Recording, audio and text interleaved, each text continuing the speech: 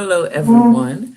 My name is Fawn Walker Montgomery. I am the CEO and co-founder for Take Action Advocacy Group, or TAG, as we affectionately call ourselves, formerly known as Take Action Mon Valley. Thank you for joining us for our podcast, our monthly podcast, Voices of Liberation. For anyone here new that is joining us, TAG is Black Liberation Organization. We started our work in the greater Pittsburgh area we affectionately call the Mon Valley. But we have then kind of branched out to do some work in Atlanta, Washington County, and other areas literally around the world. Our goal is to focus on the small communities where Black people live. This is typically where your isms live, take place, and never leave. I always like to say Black people in these small communities, we've been living in fascism. We've been through various 47s in our lifetime. Most of your isms in these small communities are in families, and they just keep making them.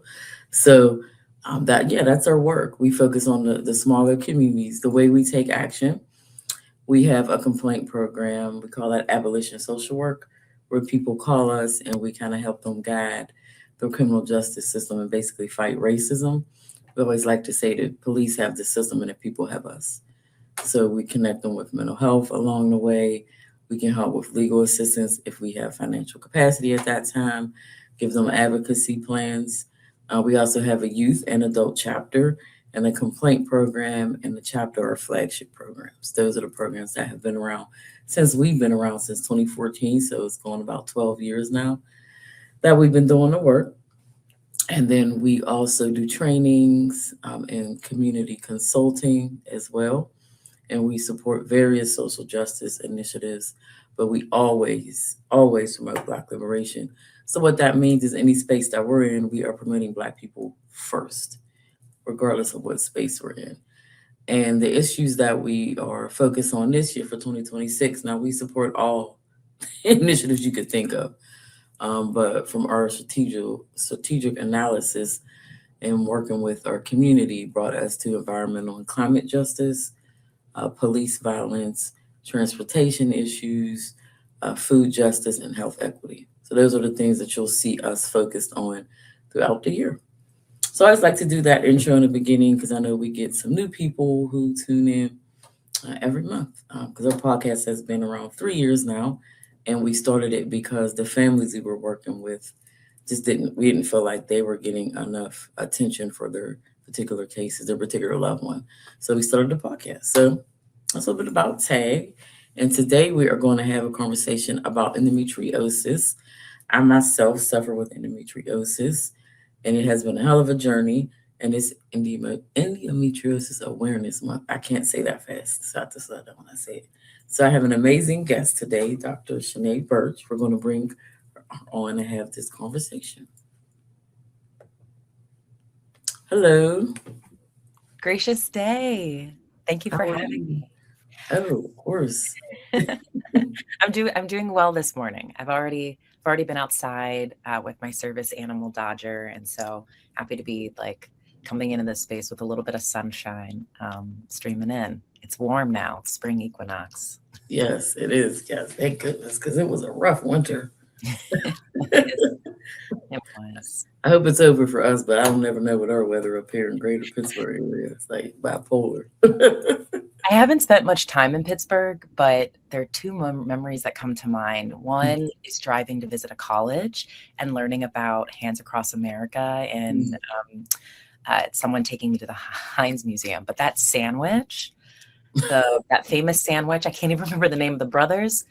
Oh, from Annie Brothers. Oh my gosh, yes. Like 12 years later, I was passing through on a train trip, and I don't even think is that the best sandwich in Pittsburgh? I don't know, but It's close, but there's others, but it's close. It's close. Now It is a good sandwich. now I know you, Fawn. Now I know that Pittsburgh, there's so much there. But yeah, I've been a standardized patient there a couple of times in a hospital. So yeah. Anyway, it's lovely to be here with you. Thank you so much for joining us. Before I start with the questions, you just want to tell folks a little bit about who you are and the work you do. Sure. So I am originally born in North Hollywood, California, raised there for the first 10 years of my life before moving to South Jersey with my mom to care for her mother, who was living with lung cancer and emphysema. So my coming to understand health and well-being and illness was really focused on curing. And that's where I got involved with some more like student organizing around like anti-big tobacco work. But I was an artist through and through, dance, singing, theater. And I ultimately had an experience with a theater mentor who told me medicine's great, but theater can heal people too. And so I was actually redirected from a career in medicine explicitly Mhm. to pursue theater, get my master's in arts and education before my doctorate in public health. So I come to you today as like a storyteller, mostly by the mediums of theater, poetry, and collage, but also as a person living with endometriosis. And it took nearly 20 years after my first period to be diagnosed. And so I am currently now the president and fractional CEO of a nonprofit called Community Conversations, Sister to Sister. It's a nonprofit based in Boston, or specifically Cambridge, Massachusetts. And we're really rooted in supporting Black women and our families, navigating the healthcare system with an empowerment principle. And Boston, Massachusetts, Cambridge healthcare system is where I was navigating some of my most pressing pain points from 2009 to 2017. So it means a lot to be returning to community to help other people, maybe in the transient nature of that town.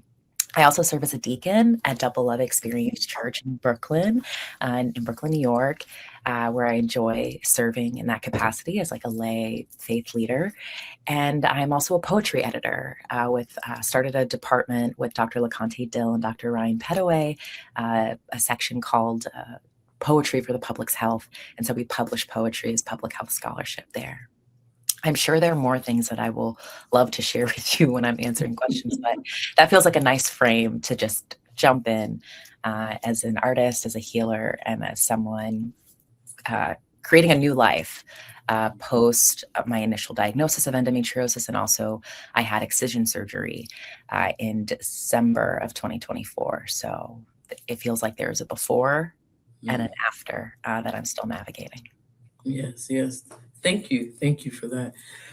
You're having a little bit. You're kind of going out in and out a little bit. Oh, no. Not your voice, just the. Sometimes you freeze up. Okay. I don't know if that's my internet and if I should come off a video, or what do you think I should do? I think we're. It hasn't happened in a few seconds, so maybe. Okay. But if it does, then I'll just tell you kind of go off video. Okay. Okay, cool. All right. So we'll kind of jump in, and I'll let folks know how we met. So we actually met. We were selected. We were 50 of us were selected to be a part of Being Black Healing Back with Rev Angel and Resma. If they are some amazing community leader, Black specific community leaders who brought 50 Black people together to focus on healing justice and healing within ourselves.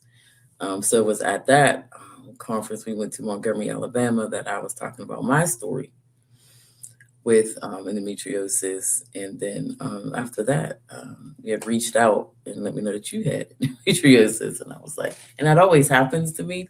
And I was like, wow, like we really have to start, talking about these things. Because as soon as I say, at least 2 to 5 people will be like, I have it, or my daughter has it, my wife has it. Like I know people that have it. So it's a disease that is definitely misunderstood, but a lot of people do have it, even if it's been, not diagnosed.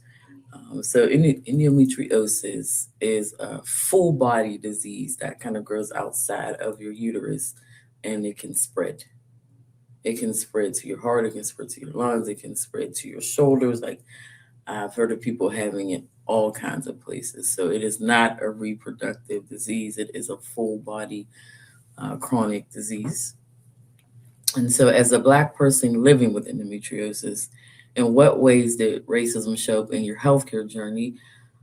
How long did it take to get a diagnosis? How was your pain treated? Or how did medical professionals speak to you? Yeah, such a big question. I think in my introduction, I started to share that it took Mhm. 20 years for my formal diagnosis from like my initial menses and or the initiation of it. Yeah. I can explain those 20 years in a couple of different ways, but particularly I think through an understanding. I was studying the social, I didn't actually learn about the word, the social determinants of health until later in my undergrad. And I think because a diagnosis of PMDD was extended to me first, premenstrual dysphoric disorder, which is a more exacerbated experience of PMS, that normalization of pain around the period, around the cycle, really made it so that the experience, the feelings that I had as a little Black girl were kind of minimized. You know, you're being dramatic, everyone goes through this.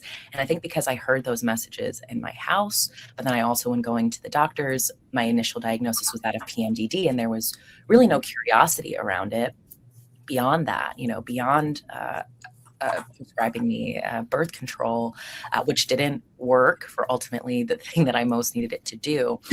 I think looking back, it's not even that I had like providers that were like so awful that I would like never return to again. You know, I think that understanding of endometriosis of like, oh, it takes 6 to 10 years for your diagnosis. And it's like, well, actually, for Black women and Black gender diverse people, it could be upwards of 10 to 13. And again, I mentioned 20 for me, because honestly, I thought I was dying my first period. And I think that if we have more open and honest conversations about like what it is that happens, we'll note that, yeah, it took me a long time to be diagnosed, but also my pain was treated, was minimized because I also, um, you know, there were other things happening. And so because I was feeling stressed, because sometimes I did get worked up and I was crying in the doctor's office, it was immediately like therapy, immediately like, we need to talk about like the psychological issue. So I think the medical gaslighting that was exacerbated by, again, this lack of curiosity about my body. I remember going to see a dermatologist, and this dermatologist focused on like mind body connection, which I was like, yes, like mind Mhm. connection. This is so important. Uh, but then by the end of that exchange, it actually, I left feeling like this was all my fault. Uh, Wow. and I ended up writing a poem called Stress Test. Is it okay if I read it for you? Please do. Please. Okay. So this is called Stress Test. It was published in July of 2022. And, you know, Fawn, as you mentioned, I met you in September of 2024. I was diagnosed November 5th of 2024, had a very short period of time to raise money for my surgery. And so this poem was written several years beforehand, when I thought what I was struggling with was chronic hives. Mhm. And not realizing that that was like an inflammatory response to the endometriosis that was growing across my body. So this poem is called Stress Test. The question I dread the most: are you stressed? Well, yes, I also live in this world with you, and there's this stench of death my mom mentioned that I haven't smelled directly since 2016, but I remember. And I know the shadows of grief. Even with all these contours of joy, I should be able to name this grief in the same sentence. But yeah, it discomforts you, us. I am a Black girl, woman studying racism related social determinants of health, living out in frustration, racism related social determinants of health, overwhelmed. I have internalized white supremacy. And it's not something I can think myself out of, at least not alone. Prayer helps to heal, but there's more. I wish they'd ask me, when was the last time you dreamed? When was the last time you took a deep breath naturally? You know, aside from sculpt and yoga and in cardio class, when did you last take an unprompted breath and were able to relish in it? When was the last time you held hands and shared a laugh and were not afraid of spit flying and mezzos belting while you sat in the front row? When was the last time your jaw unclenched? The phone rang and you weren't in a dizzy, fizzy spell. When was the last time you were afraid of another call about another sickness, about another death, about someone going missing and waiting for them to come home? When were you, you? When was the last time you felt like you? Permission to remember, permission to dream, permission to reject any neutral test of stress, permission to be weak, to fall short, Permission to release the pressure to be strong, that myth of strength that keeps you from asking for help. Ask for all of the things. Don't apologize for not knowing the difference between care and compassion. Embrace the self, the selves. You can be true to who you are. Even if the world has only ever known you as one way, it's okay to cry when you have something to cry about. And I cry, I do. I love you. I'm so sorry you're sad. Permission to take your time, permission to sulk, permission to sweat, permission to pause and say, this really sucks. And I miss you. I miss them. And I sit cross-legged in my first appointment with the derm because the creepy crawling sensation of hives is more than skin deep. She sees the scars and asks, am I stressed? And it's somewhat comedic, somewhat cosmic, because the answer is yes, and yet you don't have to strain to smile. O'Shea. That's beautiful. Thank you, Fawn. I know you are a poet as well. That's beautiful. And you said, how about asking me when last time I dreamed? I felt that. Because it's really hard. I think particularly now that I've had the PMDD diagnosis since I was 17, but the diagnosis of endo came much later. And I think now that I have that language, I am trying to move towards a way of not further pathologizing myself, but recognizing that there are significant ways that people are experiencing alleviation from their pain, alleviation from their stress. They're not like holding lived experience, like given circumstances that we are. And I think the strain of that, the economic strain, the strain of like poverty, the strain of like just often being relegated to like second-class citizens makes it so that we often are getting second-class service because our pain is minimized, because if we're not actively seeking to like procreate and have children, then like the reproductive concern again is collapsed to, well, we'll investigate this more. Right. When you want to have children, as opposed to alleviate the pain just because I'm a full person deserving of that. Thank you so much for sharing that. And you had mentioned PMDD. Can you explain that to folks so they can know what that is? Oh, yes, of course. So premenstrual dysphoric disorder, I want to make sure that I'm not minimizing it, because it is described and defined as like being severe and a chronic medical condition. And it's debilitating in that you experience in the change of hormones from your luteal phase. Like you can think about those like 7 to 14 days before your period, where someone might experience like mild cramping 1 to 2 days before their period. There is a period of time where the inflammation, where the body is like getting ready to, getting ready for winter, for lack of a better term and metaphor, that you experience like extreme irritability, mood swings that are not explainable, at least on the conscious level. And the sickness, the illness, the fever, the throwing up, the nausea, the dizziness, all of those things can typically be mitigated by support through like hormonal medication. Some people find themselves taking something like Zoloft for the full month or shortly during the luteal phase. But essentially it is like where PMS has normalized debilitating periods, PMDD is a next level of that. And I wish, as a health educator, I'm like, there's a health educator out there who will be like, Shanae, I think you could have described that a little bit better. But I'll offer a link. Oftentimes, PMDD is treated as like a mental health, like mood disorder, because of what takes place during that stretch of time. And most people living with PMDD, from my storying and just being in community with other individuals, it really is like you have a life for a week, and then you have the week before you anticipated, and then it creates its own stress and disruption to your nervous cycle, because you know how bad it can get during that time. People living with PMDD are more likely to experience suicide ideation and experience suicidality. That is not a lived experience of mine, but I think my birthday is World Suicide Prevention Day, and I think it naturally over the years I've come to be very interested in these health experiences that do make someone more prone or susceptible to that experience of extreme hopelessness because of the isolation that one is sentenced to, for lack of a better Mhm. term. Wow. I think it's one of the things that I'm hearing a lot of, and because I wrote a book about it, Healing in the Fight, a Black woman's journey with endometriosis and radical self-care. In the book, I talk about like my diagnosis came early. I mean, Mm. I got my period out at 11, 11 and a half. I got my first cramps at 12, but I was diagnosed at 25. But it didn't do anything for me because of medical racism. And they just said, hey, take this birth control. You may have trouble getting pregnant. Going about your business. I didn't know that it was like a serious full body condition until I had to have a hysterectomy.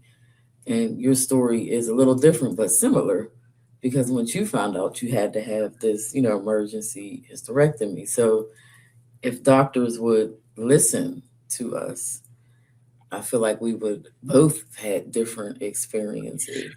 Well, yeah, and I want to clarify because I actually didn't have a hysterectomy. I had an excision surgery. Vision surgery, yeah. Had excision surgery, and so something that I'm holding in this Mhm. conversation with you is that I actually met someone around the same time that I was navigating my diagnosis, and I went to like he's known as like an OG endometriosis like excision surgeon based in Mhm. New York City.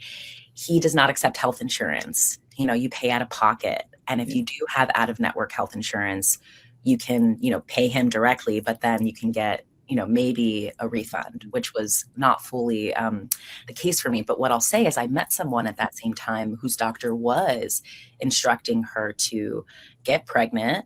And then after she has a successful pregnancy, to move forward with a hysterectomy. And during these narratives, right, Mhm. like hysterectomies are often recommended. When I saw that my doctor, my surgeon, he was like, I will not recommend that. I recommend an excision surgery. Now, he went in and he reconstructed, Mhm. for all intensive purposes. But I do have friends who, yeah, have had hysterectomies to treat their endometriosis. And then later on, because it is a whole body inflammatory disease and it's not subjected solely to the Yep. reproductive organs or gynecologic like area, they are holding this question of like, well, I'm still experiencing pain after my hysterectomy, and their questions. But Mhm. other individuals that I've met, they're like, it saved my life. So Yeah. I know that if I was diagnosed 10 years earlier, I probably wouldn't have gotten excision surgery. I probably would have been counseled to get ablation, which right now, an excision surgery where they go in and they Mm. literally cut and excise the endo that's found, multi-layered, versus ablation where they come in with a tool and they burn it off, which often leads to adhesions and such. Mhm. I know that we say 1 in 10 women or gender diverse Mhm. people could be diagnosed with this. We also know that only 1% of the people diagnosed are Black, at least just 1%. So, how is Mhm. that possible? That it's like 1% of the population has it. And so that's why it could be named as a white woman's disease for so long, because I think that um, when we think about what we were even on the Hill for last Tuesday Yeah. for Endo Hill Day, and thinking about how we were going specifically to talk about not just the issue of insurance coverage, Mhm. but that of like how is the center, the CMS codes, like these codes for medical coding, Yeah. if a doctor will get paid the same amount for an ablation versus an excision surgery, and an ablation takes 1 to 2 hours, an excision surgery can take upwards of 6 to 10, but also the proficient surgeon shorter, where's the incentive for them to go the extra mile? So I'll just want to share that because I didn't I that was an option on the table, but excision surgery is what I ultimately ended up having. Yes, yes, yes. And so many people, you have to do what's best for you in those situations. With my hysterectomy, I just had no quality of life. So it wasn't even, I felt like I didn't have a choice. Hmm. And I blame medical racism for that because by the time I found out that this was a full body disease, it was fully in my body. And I literally couldn't walk. I was suicidal. I was taking about 10 Tylenol a day, just to make it through. So I didn't really have a choice. And I was thinking back through as I was going through that, like my first experience with medical gaslighting was my nurse, my school nurse, who would blame me for my pain and say, "Oh, you big girl, maybe you ate something that you shouldn't have." And then that just grew to be doctors saying, "Oh, I see you on the TV because I'm a public person, public community leader. You're all right, Fawn. You're strong. You got this," kind of thing. So had they just listened, I feel like more Black women would have different experiences. When you were talking about the halves, I even mentioned halves in my book. And until you just said that it was, an inflammatory reaction, no one's literally ever said that to me. And when I had the halves, it was, in the process of the stage 4 endo. And everyone knew, all the doctors knew. So I literally cured myself of the halves through hoodoo and using, my ancestors and specific creams that they instructed me to make. So when you just said that, literally, no one said that to me. Well, and like, I don't know. I was like, I think I'm allowed to say my surgeon's name, but then I was like, maybe I shouldn't, like, for privacy. But I was like, I don't like. I was like, oh, I actually don't. I've never asked, like, can I mention your name? Anyway, just for privacy, I won't mention his name, but maybe later I can. I literally was explaining. We go through the full body story, and I actually brought my mom wasn't able to travel with me to the doctor's appointment, so I asked one of my pastors. Pastors are a married couple, but Mhm. I invited her to come with me, and like we prayed before we went into the session, and she held my hand as I was describing to her like the journey there. And then I mentioned the hives. He said, "You have hives?" He's like, "How long have you had hives?" And it was like they had prescribed me. And again, this is a brilliant Black woman who actually was like, let's she was focusing on my skin, right? And it was like she prescribed me Zyrtec and Allegra, and I took that nearly every day for like over 6 years. And yeah, the hives disappeared, but there was something else. And I was in therapy, but it wasn't just my mind. Though sometimes I do wonder, like, because of the experience of brain fog, like how Mhm. much is endo like in the brain? How much is it in the body?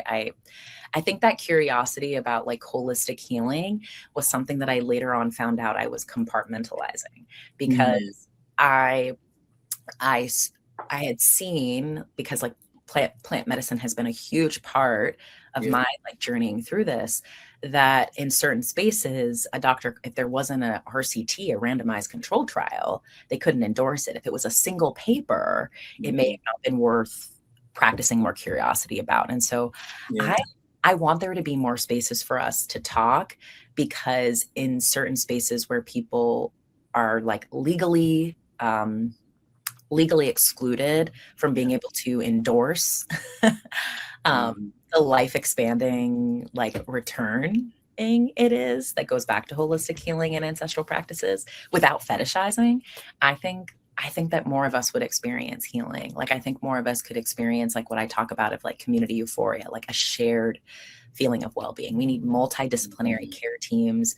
A surgeon is not going to solve this all for us. A therapist or psychologist is not going to be, or psychiatrist is not going to be able to solve this for us. We need teams that are talking to one another. And honestly, I think our ancestors, they're always talking to each other. I know they're always talking to me. So it is insightful, I think, to bring that more forward, so that patients, when we advocate for ourselves, doctors don't assume that we're the only one in the room. We For come with our sure. stories, we come with people, but always bring a friend and a buddy, because brain fog will impede me sometimes from remembering what was just said a minute. Absolutely. And I know that we're going to get into a conversation about holistic healing. And before we do that, I do want to bring up the name of James Sims, who Mhm. was an extremely harmful, horrible man, extremely harmful doctor who really started this theory that Black women don't feel pain, and that he would take enslaved Black women and experiment on them, and do hysterectomies and just all kind of horrible procedures with no sterilization, no medication, experimented on us. And when we were in Alabama, I remember somebody said to me, "Oh, do you want to go to the statue?" And I was like, I had like a moment, and I was like, I can't, like, I can't even go there. I had like rage, inside of me. And I was like, I just cannot, because I was thinking, like, had the damn doctors have listened, I would have a uterus. I may have a baby with my husband. Like, I was just like, I cannot do it. And I know that since then people have debunked it, but it's still in the medical community. There's still um, certain procedures and certain tools that are named after this man. Like they Mhm. still talk about it. So I wanted to raise that because I don't feel like when we're talking about endometriosis and Black women and medical racism in Black women that we talk about James Sims enough, who really started this very negative that Black women don't feel pain shit. And a lot of medical community have bought it, even though they say they haven't, they have bought into it. So I wanted to bring that up so people can know where the shit comes from. There was a doctor who literally experimented on enslaved Black women. So like I Mhm. said, people still they name tools, they name procedures after him. So like his name is still around the medical community. So like most things, a lot of our trauma and our pain start with racism and they start with our enslavement. Yeah, I mean, Fawn, you just shared so much because I'm thinking about the order to which I first like heard his name, and I think I don't think it actually came in a classroom setting of like a formal like assignment. It came from my interest in medical ethics, like health bioethics, and coming across the ethicist Harriet Washington, who wrote the Mm, book Medical Apartheid. It's called Medical Apartheid: The Dark History of Medical Experimentation on Black Americans from Colonial Times to the Present. So this book gives a full accounting, the fullest accounting. I guess the book would have to be so much bigger right, to be the fullest accounting. But this book was so activating for me as far as my understanding of why I cared so much about storytelling, and not just any type of storytelling, but that of ethical. I think mm, what I've been most encouraged by is what we had mentioned of the invitation of the artist, like how much artists and cultural workers can really be the messengers for this and bringing back history. I had an experience at the sculptures. I returned to Montgomery, Alabama after us in November, just a couple of days after my endometriosis surgery, to be with Black Feminist Futures. Actually, yeah, it was the kids. The timing of it was bananas. Diagnosed with endo. Next day, Kamala Harris loses the presidential election. Two mm, days later, I'm in Montgomery, Alabama with Black Feminist Futures, participating in an organizing school called Some of Us Are Brave. And so one of the activities that we had was to go visit the Mothers of Gynecology Park, and it's literally built on the land to which these women were experimented with. We often name the mothers Lucy, Betsy, Anarcha, but there were more. There were many Anarchas, as we see in the documentation. But it has been artists, I think, that have brought forward this story. The sculpture artist, Michelle Browder, her and her family have a long history of organizing in Montgomery, Alabama. But seeing just days after my diagnosis, weeping, sharing a meal, talking to people, I was reminded that a few years back when I was living in New York City, I actually saw a play called Behind the Sheet, which was also a bit of like an historical, fictitious story of the experimentation. There's a famous image of the sheet being drawn, and you can tell that there is a person behind it being experimented on. But there have also been like call and response artistic exhibits, one being led by Resilient Sisterhood Project based in Cambridge, Massachusetts. And that mm, artistic exhibit has traveled across the country to mhm, show people in real time what these books said. Endometriosis was considered a white woman's disease as early as 1930 or 1940, but even in its contemporary diagnosis practice, and who has the resources. I got my excision surgery because I was inspired by Black Feminist Futures to go, I am an organizer and I haven't actually asked for help for anything. I mean, I'm an artist. I mm, would much rather have raised, I mean, I should not say this sentence before the last. But basically, hosted an arts and health benefit concert because that's my expertise, arts and public health. And we raised $22,000 in a very short period of time because my health insurance for the job that I had was about to expire. And so, like, that's actually what created the conditions for I need to get this surgery before December 31st. And that's what created the conditions for I need to ask for this amount of money in a very short period of time. And like going back to the way that art helps, being able to promote the benefit concert, I ended up in conversation with people who had been living with endometriosis, who had their own surgery, or who were emboldened by maybe a little bit of my own like gravitas and excitement, enthusiasm, because I was literally running on like the thrill of that, like the faith of like, maybe we can do this. And they got their diagnoses. One of my friends has already had 2 surgeries related to her condition, and another one doesn't because the resources that it would require are so much. And that's why organizations like Momin with Endo and Endo Excision for All are so important.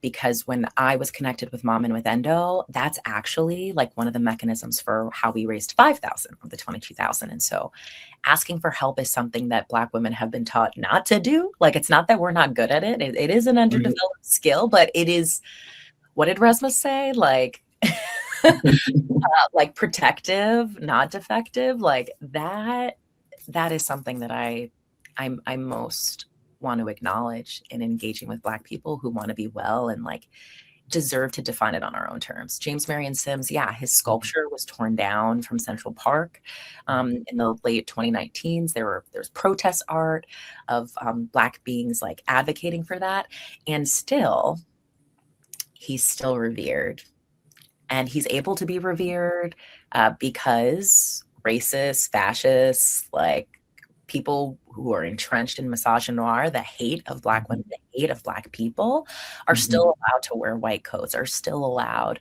to go to nursing school, and are still allowed to limit the full care that we deserve. I feel like that was like a long, response, but like you get me talking about the mothers of gynecology, and I'm like, yes. Oh, yeah. No, and thank you for bringing them, into the space. And what I heard you say is that you took the steps to heal yourself. Yeah, it was wild.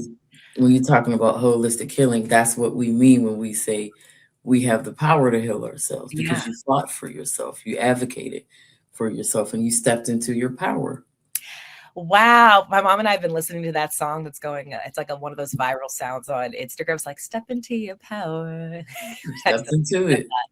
But yeah, this was totally like that there's another meditation song, Take Up Space, Sis. I think her name is Tony. I can't remember her last name. Yeah, Tony Jones. Yeah. Tony Jones. Yes, Tony Jones. I was playing that over and over again because I walked. Actually, this story would be maybe salient and resonant of those experiences of racism. When I got my diagnosis, I immediately was like, wow, 20 years of being told this is in my head. Everything's changing. Like, I'm second guessing everything. All those instances where I was studying theater. So people were like, oh, you're dramatic, you're good at lying, you're escalating, like any of those sorts of things. I was like, the natural progression of this as my body is shutting down is I need FMLA. Like, I know that this is the end, but this is my right. I have this, but I needed to establish care with a new doctor because my health insurance, like, it was so weird. I literally went to my home, like, rural healthcare doctor to be like, hey, I need an appointment. And she's like, what's your health insurance? And I named it. And she was like, oh, we don't cover that. We don't take out of state insurance. I said, no. Run my Blue Cross Blue Shield like you're running it through New Jersey, because yes, it's Florida, but it's national coverage. And I already know this, right? And I talked her through it. And she was like, no, we don't accept it. Sorry, you can't see her without paying out of pocket. So I had to go find a random doctor in New York who didn't know me from the next person, who was like, this is our meeting to establish care. Like, I don't want to go to jail. And I was like, jail? Why would you be going to jail? And she's like, I think you need to see a psychiatrist. And it became this like, well, if you don't have a surgery date, then you can't get FMLA. And I was like, well, I can't get FMLA if I don't raise this money for this surgery that literally has a deadline. And so again, I'm not saying that I deserve special privileges. I'm not saying that like she should have like suffered any strain, but I was a person with significant health history that literally showed evidence that I had been pushing this down, tampering this down, and everything was coming to the surface, Mm. and they couldn't help me. And so I wasn't able to go through a formal process of FMLA, though my boss's boss had said, like, we can do it, right? Wow. I just couldn't at that moment in that short period of time extend any energy towards a maybe. I had to put all of my energy into raising the money. So when I went to my boss and was like, my supervisor, because I was doing my postdoc, my Mhm. principal investigator, and I looked at her and I said, I need it to be my job to survive. I Mhm. didn't actually know that day that I would never go back into the office, like that I would continue. I would just like assign myself working from home. I was working on a paper about values-based research and like how do you like literally that was my assignment. I was writing Mhm. a paper about equity. I was writing a paper about healing-centered research and how do you practice community accountability. And I'm like, I can't be accountable to community if I can't be accountable to myself. Wow. So yeah, I'm gonna go make this my postdoc. I'm Wow. gonna make this the culmination event. You Um, said I want to make it my job to survive. I'm gonna Wow. make it my job to survive. Mm. This postdoc is ending a year and a half before we initially decided, unlike the 300,000 Black women who were expelled from the labor, the labor like workforce. I Mhm. was told, even with some genteel, like 6 months beforehand that my job was ending. So like I'm not in the same situation where it was like, oh my gosh, my job ended. I had 6 months. But do Mhm. we think that those 6 months contributed, the 6 months of what's on the other side of December 31st contributed to Mhm. the way that my symptoms rose? Do we think that like the experience of being a faculty member at an R1 university and having my boss who brought me in writing papers Yeah. about scholar activists being the reason for anti-Semitism on campus, do we think that that contributed to the amount of stress I was experiencing in the summer of 2024 and the fall? And do we think that experiencing the racial healing portal with you alongside those 50 other Black Mhm. titans, Black legends, Black leaders maybe fortified me or encouraged me to like actually get the support? Like, yeah, that when we talk about holistic healing, Mhm. like that was tectonic. And it was also my birthday. So I also just think the heavens were open up for me in a way that Yes. um yeah, something alchemized in Montgomery on both of those trips. And so the Yeah. mothers are there and all of the organizing that's happening around the world to Mhm. preserve what it is that they knew, learned, and defy and resist that. I I feel really honored to be a part of that. I feel really honored that despite the pain of these last 20 years, like now I can speak from a place of yeah, there are going to be professional repercussions. I've experienced my own professional repercussions in that. But I've also been given a gift. Right now, it's my job to talk to people about health and navigating the system, more than navigating, really transforming the healthcare Yeah. experience with this empowerment principle. Absolutely. Ashe. Ashe. Absolutely. I know we talk a lot about holistic healing. And in my book, I talk a lot about hoodoo and African spirituality and how I had to unlearn white supremacy. That's how I was literally able to heal because the ancestor said, Fawn, you need to sit down. And I didn't listen, and I didn't listen for years until Mm. my body set me down. And when hysterectomy would end up being 7 hours, I had one of the worst cases of endometriosis and I almost died in that procedure. And then a portal opened up, and then I finally walked through. And I remember after the hysterectomy just feeling like somebody was on my shoulder, like constantly. And I was like, what is happening? What is happening? So I had to go into deep meditation to listen to the ancestors who told me breathe, Hmm. breathe, and just rest. And then I got certified in breath work, and I went to pelvic floor therapy, and they were like, well, that is one of the best ways to treat endometriosis. And then we had to have those horrible MRIs where basically you do breath work inside the MRIs. So it literally saved my life, and it opened me up to Hmm. so many different things that I would have never been open up to if I hadn't unlearned white supremacy. And I know that you also do holistic healing. So I wanted to ask the question, or how has that been perceived by the medical community, by other Black people? I know for me, I've experienced spiritual racism with that. Like I'll talk about my ancestors and healing and energy work, and people look at me like I got 16 hits. Black people, medical doctors, like just people. But white women will say it, and it's like, oh, like you would, oh, you're so, oh yes, energy.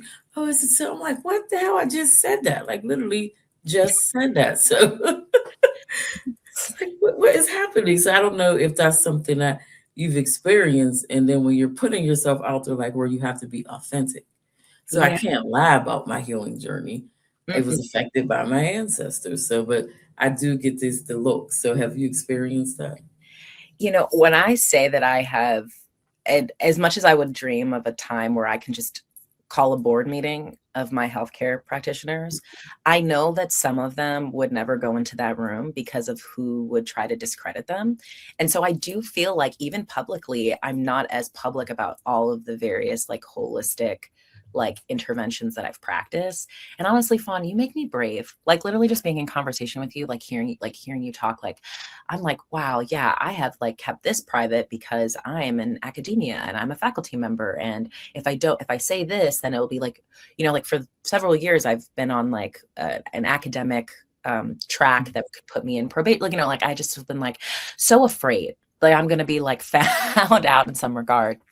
But something that something that did happen in the summer of 2024 and then in the fall was that I begun like practicing the like an herbal like intake in like both tea and like capsule and that of like tinctures, and like how I decided what to ingest, like what to practice came through like working with like healing practitioners of like various modalities, actually like backgrounds and races, because before my endometriosis diagnosis, before COVID-19, which also deeply, I think, redirected my Mhm. body and my body practices, because I was getting like facials and massages and acupuncture like throughout. I was seeing a chiropractor. I had physical therapy. Mhm. Like, there were so many different modalities that immediately stopped. Again, before that diagnosis, but I was living with other things. I think I'm now in a period of like coming home to myself. Like I am so aware that there's so much more that I could be doing to manage the pain. And even still, I know that as a storyteller, like there's stories that I'm comfortable telling publicly. And then there's stories that for some reason right now I feel more comfortable to like hold this question of like, how do you live a private life in public? You know, Mhm. like, and how do you share things in a way that aren't so immediately like captured by racial gendered capitalism. So I think that what it is that you are even calling for and like spaces for us to like share, trade, like move things forward, I feel like I need to lean into even the learning of how do I design or create these things for myself. But right now I'm seeking professionals. And then also one person that we actually met in Montgomery was in training as a herbalist, and so made me something very special specifically for me based off of our conversation and such. And that was the tea that took me between that time towards my surgery. It was very cool to experience that as well.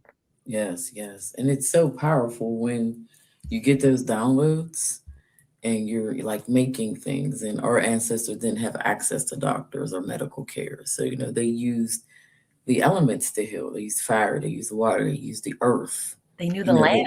they, right, they used the land. So what I did was just went back to the ways of my ancestors Hmm. and continued to use Western medicine, when needed. And it literally saved, my life. So it's hard for me not to talk about it because I Yeah. want to share it. I want more people, especially Black women, people who identify as women or Black, to make sure that they are, gender questioning Black people, whoever, use these things. Heal yourself because you have the power to heal yourself through the knowledge. And I'm not saying don't go to the doctor, because you still should go to the doctor, but you have to recognize that power is within here, and you have to save yourself. Yeah. I'm so grateful that you've brought up like gender diverse and gender questioning people. Yes. I know that in my introduction, I probably wasn't the fullest and expansive of like my own identity, but as someone who does identify as a Black woman, as a gender expansive Black woman, I use she, series pronouns, but I also go by neighbor. I think the thing that actually, one component that I don't think I mentioned earlier, but is it really important as we think about the experience of like queerness, people who are queer adjacent, or even just thinking about the full gambit of how gender and sexuality impact people's experience of endo. Some of the first two questions that people ask is, do you experience pain during sex? And do you avoid sex because of the pain?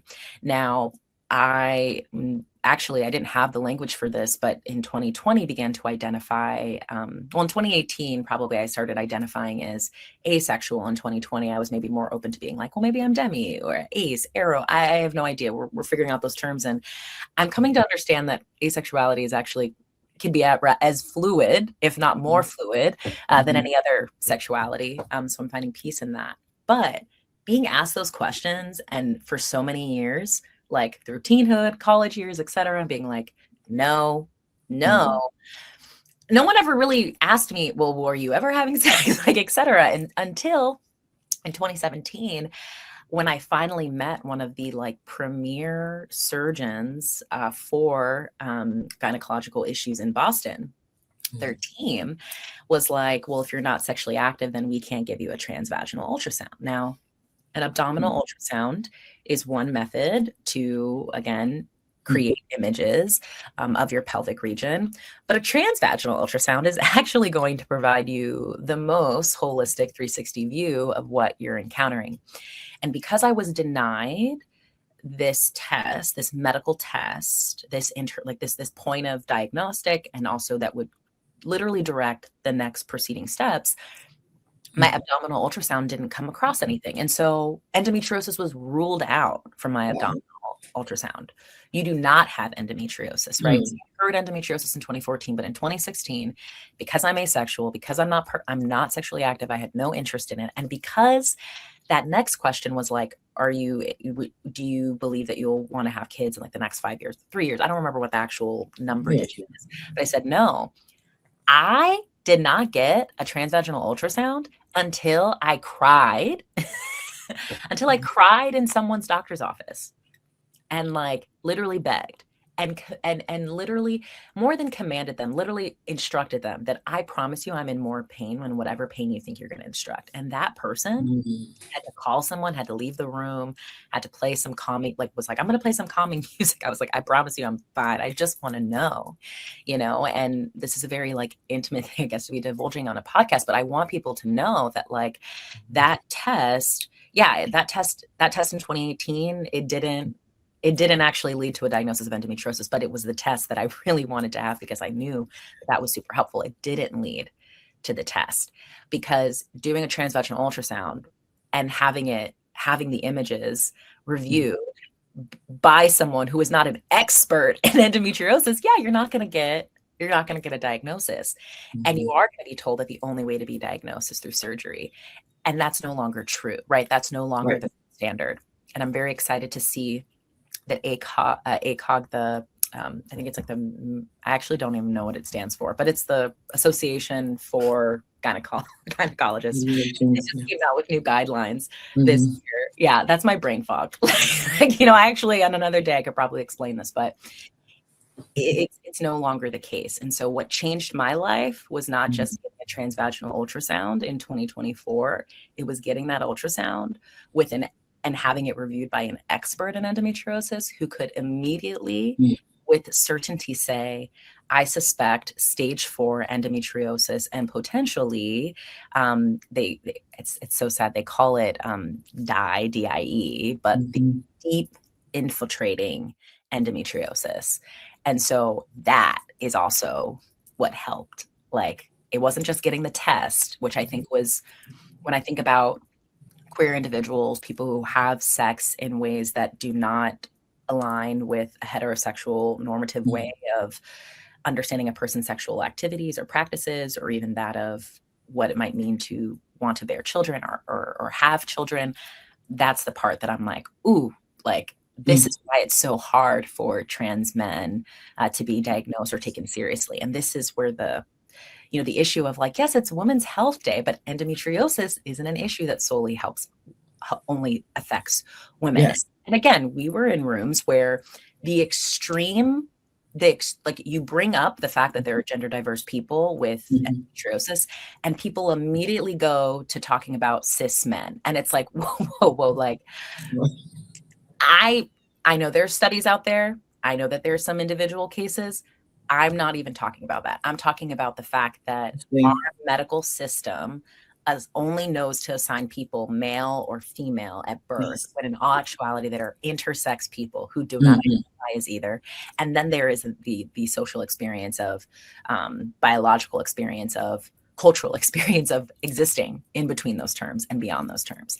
And I just think that because of a scarcity mindset, well, if we talk about anyone else but women, then women's health won't get this. It's like that all of our feelings are real, but they're not all true. And that's the part that I think I'm most interested in supporting. It's why I want to draw circles that aren't just for women. I want to draw circles that are not just for sisters, but like our siblings and our kin who are navigating this and have ways for us to, again, expand the definition, expand the reality that even if I didn't assign myself to all of the things that people would assume to be like a generic experience of women, like I still in many spaces have cis hetero privilege entirely on assumption, but like I have it, and I'm not necessarily in a place in my life where I feel like I need to buck at it, because there's also, I have other battles. There are other battles. Absolutely.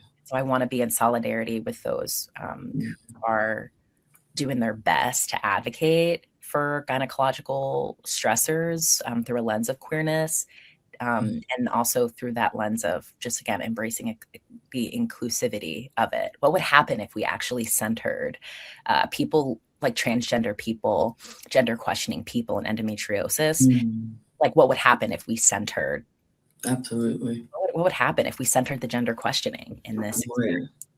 Right. And I think we just did that by talking about it, and because we are Black feminists. So there's feminism and there's Black feminism. Yes. And we are Black feminists. So doing things from a Black feminist lens is with care, is with community, is with recognizing everyone. So we're talking about gender diverse, queer, trans people, conversations that are rarely brought up with endometriosis, and they really should be. So if you're watching this and you're in the endometriosis space or even a medical advocacy space, please center queer people, trans people, gender diverse people, and just get out of this rigid white supremacist man and woman space and expand, because not everyone, thinks like you or is like you. So I think we literally just did it. We just did it.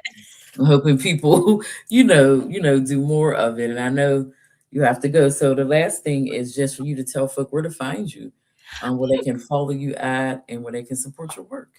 Oh, that's so amazing. So I am on Instagram and Threads as Neighbor Narratives. So I use she series pronouns, but also go by Neighbor. And that's my two names put together, NAEBUR Narratives. I'm starting a business called Creating Healthful Narratives. And so Neighbor Narratives is a place where I hope to post more about more of those happenings. If you're interested in getting connected to community conversations, sister to sister, our Black Women's Health Initiative that's centering Black women and our families, you can find us at CC Sister #2 Sister on most platforms. I don't have them off the top of my head, but definitely Instagram, and then our website, which is www.ccsister2sister.org. But yeah, I would love to be in community, and you can send me a DM or reach out via my website, shanaeburch.com, and go from there. But thank you so much for having me. And as like a nomadic person who's like between Jersey and New York City and Boston and a couple of places, we've seen each other in Montgomery and DC. I'm looking forward to just being able to be in community in more place than one, particularly digitally. So thank you for having me, Fawn. Again, I look up to you in more ways than one. I did not have my endometriosis diagnosis in September. I've suspected it for many years, but something really special happened when we gathered at the Racial Healing Portal. And again, with Black Feminist Futures, I feel like they were like, go. Right. So remember, before you organize community, you got to organize yourself. So I'm grateful for that. 2025 has felt like waking up from a long nap, like a long overdue nap. And so in 2026, I'm looking forward to getting into more good trouble with you. Yes, absolutely. Let's do it. I was like cutting up because I left academia, like I did. I took a step out. I don't know if it was a revolving door, but I had to leave because it was not working for me. Like it wasn't working for my body. I was in rooms smiling, the personality higher, maybe in some of those spaces. I know that wasn't it, but it was hurting me internally. And so I have a message for any person that's like silently suffering to take that breath on that you have, you were instructed by your ancestors to do. Get really still and just hold the reality of like what exactly it is that like you've been waiting for yourself, like your body to do, because like your dreams are so important. What you're dreaming about, how you're dreaming about it, where you get your encouragement from. Like, I hope you can see where I got mine to go get the healing that I wanted. But Tony K. Bambara, the opening of Salt Eaters, most people, they hear this quote, they don't realize that it happens within the first couple of pages, like this most prolific quote in Salt Eaters, like, are you sure, sweetheart, that you want to be well? Wholeness is no trifling matter. You carry a lot of weight to be well. I think that we carry the weight together, first initially just understanding what it is. And then I think that's where the beauty of like medical racism will not be the end. Medical racism will not be the end of me. And yes, I went and got your degree. So maybe some people will listen to me more, but I actually need you to listen to me as just a person living in the world with you, as my poem says, like just as a person living in real time, wanting to carry wellness well. Yes, yes, yes. We heal in community. We heal in community. Yeah. Yes, yes, yes. Thank you, Fawn. Thank you. And we'll put all of your handles in the chat so people can make and follow you. Okay. And thank you for joining us. Thank you. All right, that was an amazing conversation.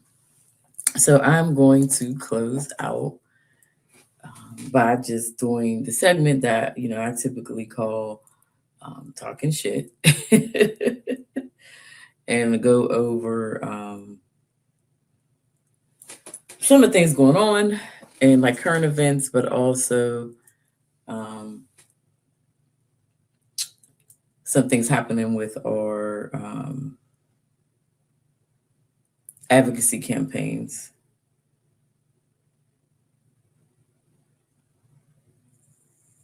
So wanted to share that as well. So I'll start with the current events, and I'm going to always say resist, because we still should be resisting everything happening. I mean, there's so much happening, from ICE, murdering Keith Porter, amongst other Black people, amongst people, Renee Good. Like, there's just so much going on, from the war in Iran to the war in Venezuela to the continued attacks on Haiti, Congo, other parts of Africa. So there's so much happening that we should be resisting. We should be resisting locally. We should be resisting on a state level, on a federal level, and internationally. And I know some people feel like, oh, those issues don't affect me internationally. That's just not true. All things are connected. So the same things they're doing in other countries, they've been doing to us here in America. So we should definitely still continue to resist all of that. There's several ways to be involved in movement work. It's just not out on the streets protesting. That is one way. There's writing, there's teaching, there's training, there's instructing, there's the digital organizing. There's different ways to organize, but you should be getting involved. If you're an ally, if you call yourself an ally, you should be challenging your family members because white supremacy is upheld by certain systems and mostly white people. So you have to be able to hold folk accountable. So we should be doing all those things. Also, want to say we should be resting, and I'm not saying that you rest to resist. That rest should be a part of your daily rest practice. Something that you do on a daily basis. So I'm not just talking about going to sleep. I'm talking about making sure that rest is built into your daily practice because we don't have to respond to everything the empire does. I'm going to say that 3 times. We don't have to respond to everything the empire does. We do not have to respond to everything the empire does because when we respond in our body. So listen to your body.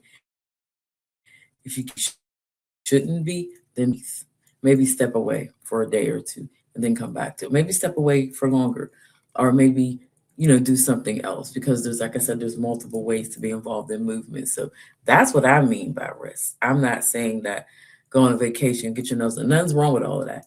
I'm talking about that internal deep rest that you do listening to your body. That's what I'm talking about. So I don't want people to misunderstand me when I say rest. I'm not saying rest so you can rest up and resist more. I'm saying build that within your daily practice of resting. Build it within yourself. Do what you're capable of doing. Say no when you can't do it. And that you don't have to respond to everything the empire is doing, especially on social media. You don't have to post about everything. I do not post about everything on social media. I do majority of my organizing off of social media. What I post on social media, I want people to know. If I didn't, I wouldn't post it through my organization or through my own personal page. So I think that we just have to continue to do that internal rest and keep resisting. This is not the time to be quiet and say something, but it's also not the time to organize yourself to death because that's not helping anyone. So find whatever works for you with that, but make sure that you're doing both that internal rest. Wanted to also talk about our advocacy campaigns in connection with police. So we have the McKeesport Police Advocacy Campaign that has been ongoing for several years now. We did have a win there with the lawsuits that we did with the ACLU. So to update everyone, in 2020, Kobe Francis shot an officer here in McKeesport, Pennsylvania, and the officer survived, thank goodness. But the police, the McKeesport Police, along with Allegheny County Police and other police forces, because we had over 10 police forces in McKeesport for about a week, they harassed us, the community. They were walking in people's houses at gunpoint, pointing into people's heads, children's, saying, "Is he in here? Is he in here?" Hog tying people in front of their kids. It was horrible. So of course we responded, by going to house, making sure everyone was safe. We had some emergency mental health sessions. We got people connected with attorneys. It was a very long haul because this happened in 2020 and the lawsuit wasn't filed until 2023. We're working with some attorneys initially who backed out on us. So then we reached out to the ACLU and just through much conversations, they took the case and we won. So what came out of that, and shout out to Courtney Tompkins, she was the lead plaintiff on the case who really advocated for these things because we were not allowed to be in the room because we weren't listed as a plaintiff and also because the former mayor of McKeesport didn't want us involved. So what came out of it was that people can now file a complaint against McKeesport Police online. I think that's starting in a few weeks and it can be anonymous or not. So you can go online and file a complaint, which is good because it's good to file complaints against police. It's good to have it on the record. And before we had to take people down there to the station, talk to the assistant chief or the assistant chief secretary and file a complaint that way. It wasn't like a form, it was a very informal process. Each department is different, especially here in Allegheny County. Some people there's a form, some people there's no form, but you have to typically go down there. Sometimes you gotta get it notarized. You gotta look at the people you're filing a complaint against. Who wants to do that? We've had to take more than 10 people down and literally hold their hands and do it.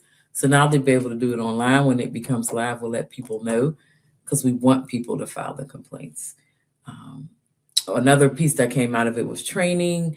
and community meetings with the community and police. And we said this and we'll say it again. Those are more of reform strategies and solutions. And we recognize that the community wanted that. That was not something that we would initially support because we are people who do more liberation tactics. Now, we do support, like the Police Review Board, which we're pushing as reformist. So there are times when we do, support both, but I want to always explain that that's reformist and this is more, liberation or more revolutionary, I would say. So those are things the community wanted, and we support our community. So we were in support of that. There'll be training for racial sensitivity. There'll be training for how to do traffic stops, and then the community meetings with the police. So while we supported our community who have been through a lot of trauma with that, we recognize that training does not work when it comes to police. Abolition is the key answer. Abolition with getting rid of policing and building that back up with the, not that back up, building the system back up with the community. So um, I think it's wild that there's this theory that I have to train you to not kill me because they're able to arrest white people without killing them. So, you know, there you go. So that's, like I said, we support the community in that, and that's why you will not see us at those community meetings with police because we don't meet with police unless a family is asking us to go with them to advocate or advocate on their behalf. We do not meet with the cops, so that's why we're not there. But we do support our plaintiffs. That's what they wanted. That's what they pushed for, and there was a lot of other community people because we did meetings. What do you want? People kept saying trainings. They kept saying meetings. They wanted like these, to be transparent. So that is some of the things that came from that. I hope people go to those because that's what you all asked for. But that's the reason why you won't see us. We have no judgment to people that go, but that's just not what we're going to do. We're going to continue to push people to file complaints so we can have things on the record. And we're going to continue to empower people to understand that they are the people that they're waiting for because the lawsuit was passed due to people power. So wanted to say that. Just want to close out by talking about that people power piece because I feel like from our work with McKeesport Police to Mon Valley Police to Stop Cop City Pittsburgh, it's all connected. I feel like a lot of people feel like they can nice their way out of police violence and they can have this theory we can all work together our way out of police violence, and that's just not true. I don't care how many donuts you have with cops. I don't care how many pictures you take with a nice police officer. That's not going to take away the systemic racism nor the systemic violence. Policing at its core is the problem. Not one cop, two cops, one police department. Policing at its core. It started with slave patrols. We all know this, so maybe we don't. So let me not assume. But I think a majority of people know this by now. But police started due to slave patrol. So the history of policing started with racism, and it hasn't stopped since. So it's not really about others. Just officers are nice. And I'm sure some people are nice. Of course, sure there's some nice cops, but it's the system as a whole. So it's not really about that one person or that one. It's about the system as a whole. So it really doesn't matter, and that's why people are typically disappointed if they're taking pictures with police or they're smiling with them or working with them, and then a year later or a few years later, sometimes like a month later, days later, they're beating the hell out of somebody, your loved one or somebody else, because it's ingrained in them. You understand? It's like the system of policing. So that's why we support abolition and defunding police. So, because defunding is a way toward abolition. So I need people to really understand that it really doesn't matter how nice you are and how many pictures you take and how many meetings you go to with them. They're still going to do it. It's still going to happen. And I feel like, especially here in Allegheny County, we really have to decolonize our thinking because we are taught that if we work with people and we're just nice to them, then that's how you make change.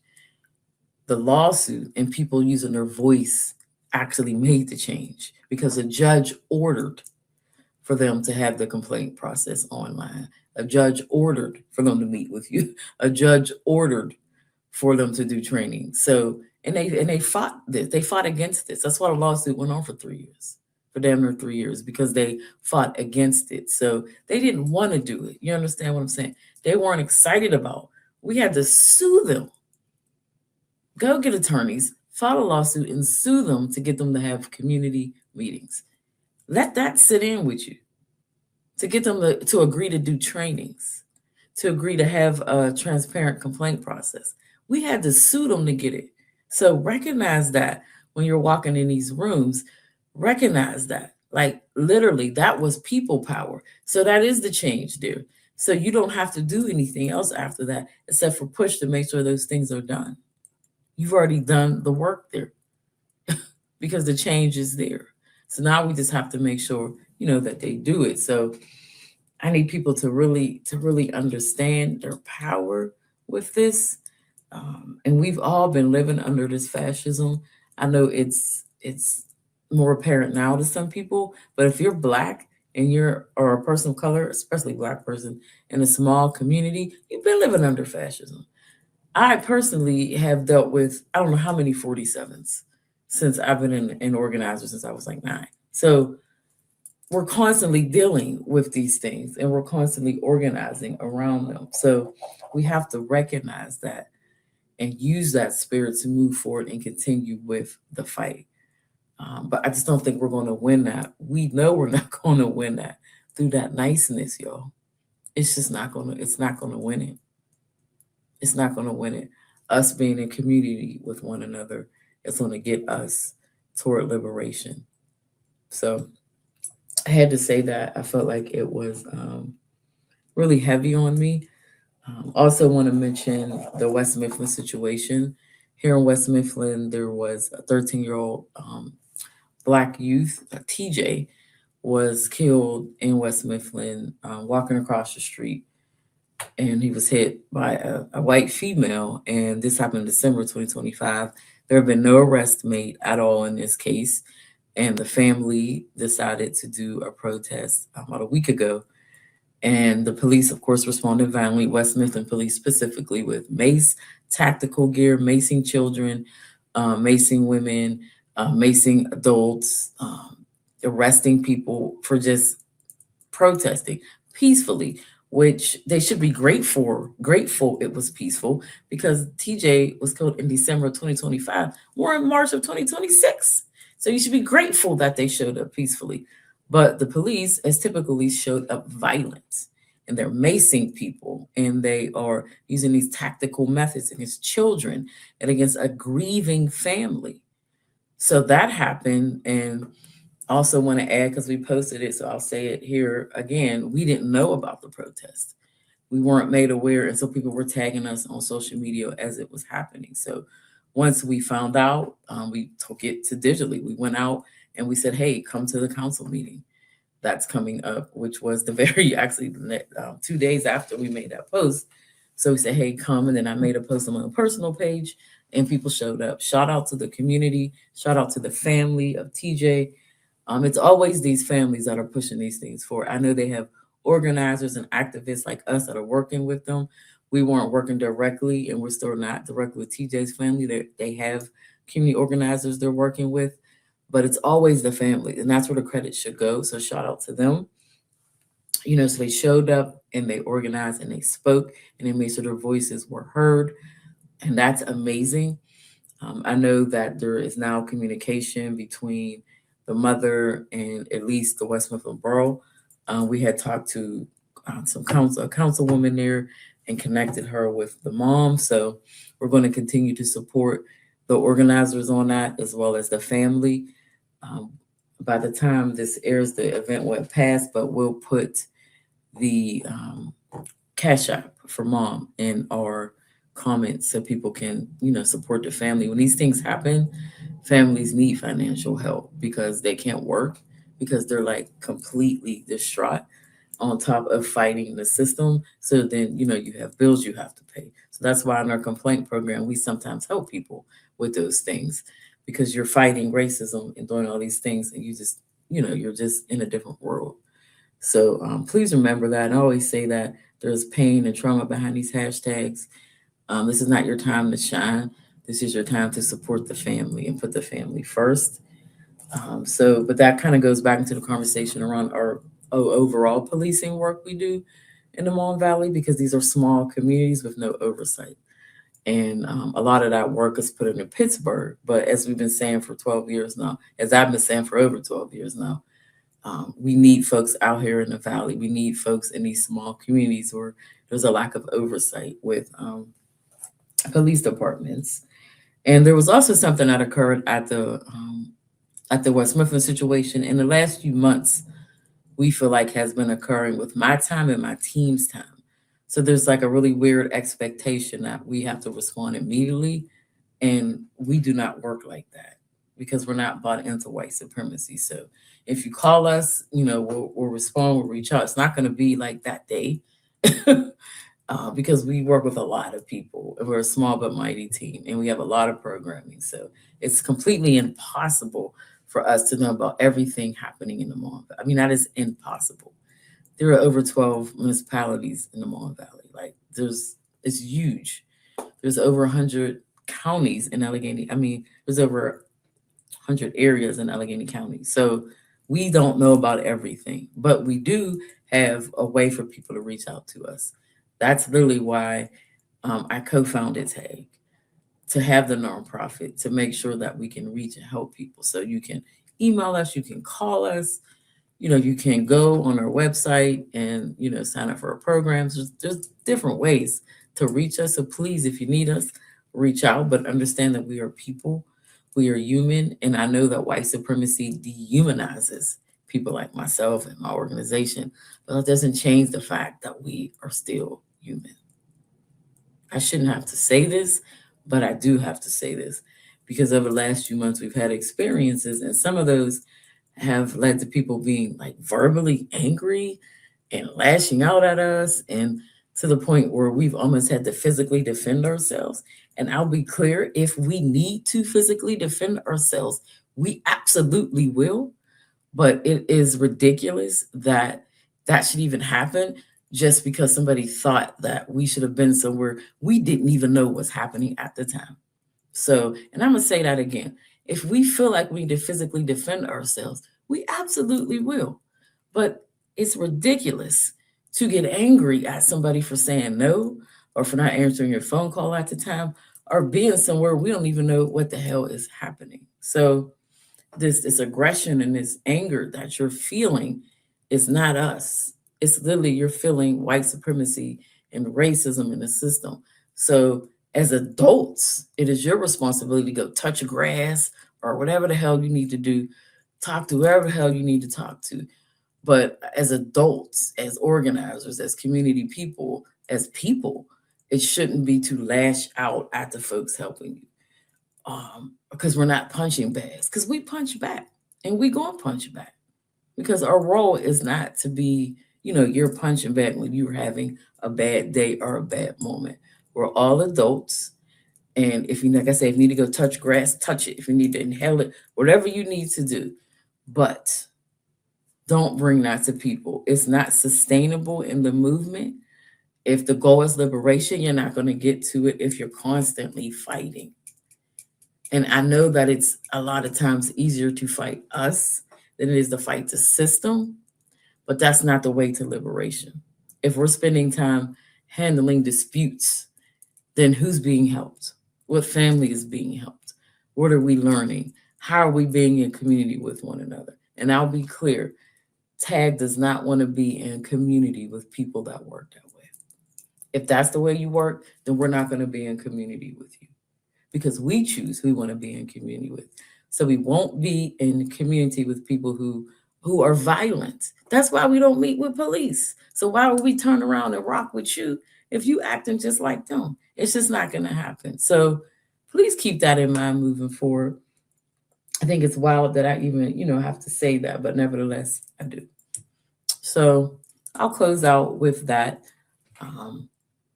and just push people to really recognize their power. If you feel the anger in you, you feel you're going to lash out at folks, do the work, man. Rest, go get help. Whatever methods that you use to heal, do that. because we are fighting for liberation for our children. You understand that? Our children's children. We recognize that we don't always get the support of the masses. Doesn't bother us because we're fighting for our children's children, because our ancestors fought for us to get to this point. So we have to do the same for our children's children. So you have to recognize that in here and, do the work, you all. Continue to resist, and we will see you next time.